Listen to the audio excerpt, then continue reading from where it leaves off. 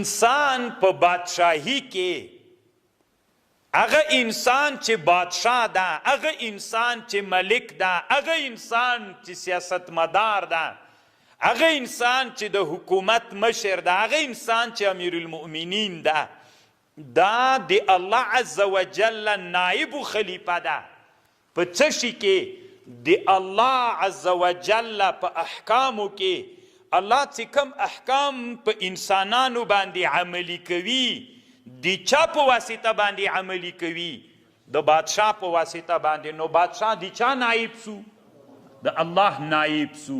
نو چې د الله نائب سو، دا د الله نیابت دا کله کله دوام پیدا کوي، کله کله څوک کوي ختمیږي.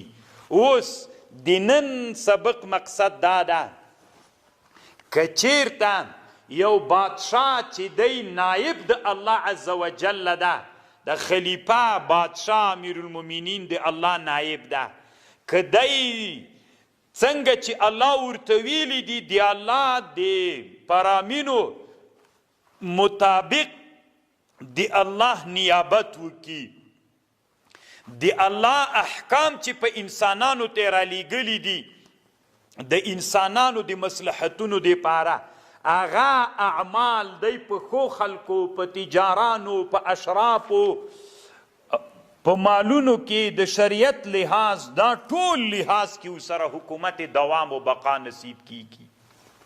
خبر پوش بادشاه د چا نائب سو؟ د الله خلیفه او نائب سو. اوس که د الله څوک مخته بول، احکام پرامین و قوانین مخته بول، د حکومت څوک کوي؟ دوام کوي. مثلا ته پارس کا، اوس د موږ تاسې ته الله چې کومه بادشاهي را کړې، که په دې بادشاهي کې له امیر نه رانیولې تر وزیره پورې، تر ولسوال او تر پرده پورې عدل چې وکړو، نو چې عدل مو وکړو دا بادشاهي مو ړنګېږي؟ چې ظلم ونه کړو، عدل وکړو، د الله احکام عملي کړو، د تجارو د غریب فرق نکو، د خانو د مالدار فرق نکو، د مریض او د غیر مریض هغه هر یو ته خپله مرتبه ورکو، نو د عدل د الله قایم سو. الله چې کوم احکام مونږ ته ویلي دي، کوم شیانې مونږ ته ویلي چې دا تاسې عملي کوي، د هغې په مطابق باندې مونږ چې لاړو تګ مو که بادشاهي مو دوام کوي. کومه بادشاهي دوام کوي؟ چې د عدل پکې او د الله عز وجل کوم فرامین چې رالیږلي، او دا بادشاه د الله په رښتونې معنا باندې څوک وګرځېږي؟ نائب وګرځېږي. یو او که چیرته دغه سړی دا بادشاهي خو چې الله انسانانو ته ورکړي، په انسان کې دوه جهته دي، انسانیت و حیوانیت. د حیوانیت تقاضا شر و، د انسانیت او د عقل تقاضا څه د قوې عاقلې خیر و. که ته اوس بس طالبانو د مسلې ته متوجه سئ، انسان څه ده؟ دا بادشاهي څه ده؟ انسان ته چې الله ورکړی، انسان د دوه جهته پکې دي، حیوانیت هم پکې ده، څوک هم په انسان کې سته، انسانیت هم سته. دا بادشاهي چې انسان ته ورکړل سوی په مقتضا د کم؟ د انسانیت. نو که انسان اوس بادشاه چې د الله نائب سو، دی که د انسانیت په مقتضا لاړو بادشاهي څوک کوي؟ دوام کوي. که د انسانیت په مقتضا لاړو چې کومه تقاضا انسانیت کوله، په هغه مقتضا چې لاړو حکومت دوام کوي. او که چیرته دغه نائب دی الله، دا بادشاه دی په مقتضا د انسانیت لا نړ، په مقتضا د حیوانیت لاړ، نارواوې کولې، ظلمونه کول، غلاوې کولې، تښتولې کول د امیر، وژلې کول، انسانانې زورول، انسانانو باندې حجر و بندیزونه راوستل. نو دلته دا بادشاهي د چا په تقاضا لاړله؟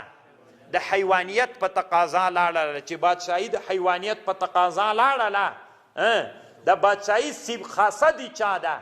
د انسانیت. نو چې د انسانیت خاصه ده، نو انسانیت په مقتضا به ورسره ځي. خاصیت ده د انسانیت، ته د چا په مقتضا ورسره تګ کوې؟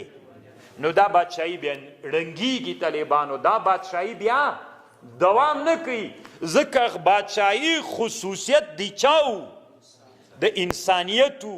که د انسانیت په مقتضاو سره لاړې بادشاهي په مخزي، بادشاه سولې افراد دی، والی دی، ولسوال دی، وزیر دی، فلان دی فلان دی، عسکر دی، چې هر چا سره د انسان وزیرم د انسانیت چلند وکي، امیرم د انسانیت چلند په مقتضا انسانیت وکي، عسکري مو وکي، ټول مامورین د انسانیت په مقتضا باندې لاړ شي، دا حکومت دوام پیدا کی.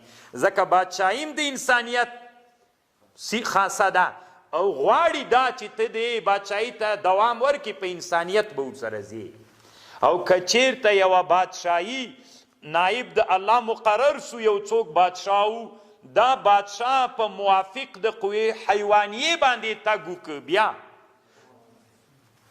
دا بیا دوام نه پیدا کوي. دا بادشاهي الله قرآن کې څه وایي طالبانو؟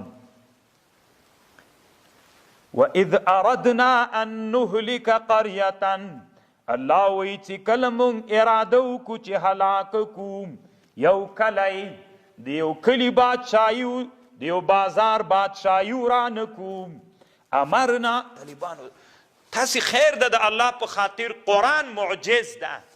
څو ورځو کې دما یوه ویډیو ده په دې باندې چې قرآن له کوم لحاظه معجز ده. مونږ ته نه د قرآن اعجاز له دغه لحاظه راخلو چې بس دا لفظي تحقیق دی، قرآن له هر لحاظه معجز ده. ته اوس د علوم اجتماعیو له لحاظه قرآن ته وګوره، بادشاهي خاصه دي چا سوله؟